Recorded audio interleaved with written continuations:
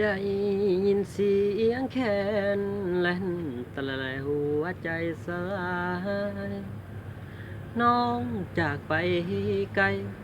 อยู่แห่งใดน้อสาวบ้านเฮา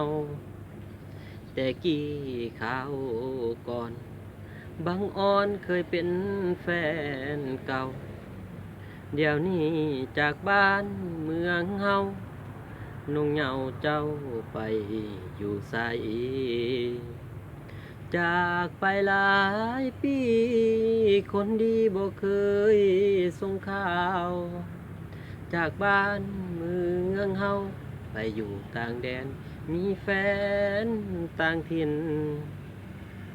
ได้ยินเสียงแคนคิดฮอดแฟนแน่บ่นุ่งเหงา คิดฮอดอยู่ทุกคำเศร้าคอยท่าแต่เจ้ากลับคืนถิ่นแดนเสียงแคนเป่าลายเก่าเจ้าเคยอ่อนซ้อน เจ้าเคยเว้าวอนอ่อนซ้อนแท่นอแค่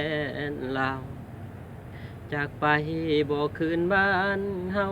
หายแสนปวดร้าวเมื่อเจ้าบ่มา กลับมาสากลับมาบ้านเฮาเถอะน้อง มาสร้างเมืองถิ่นดินทอง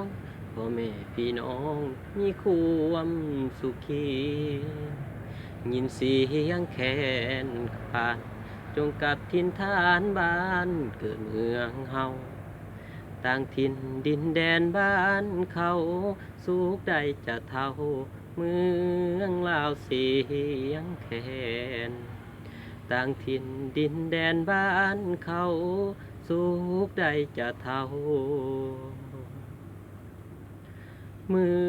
องลาวแคนลาว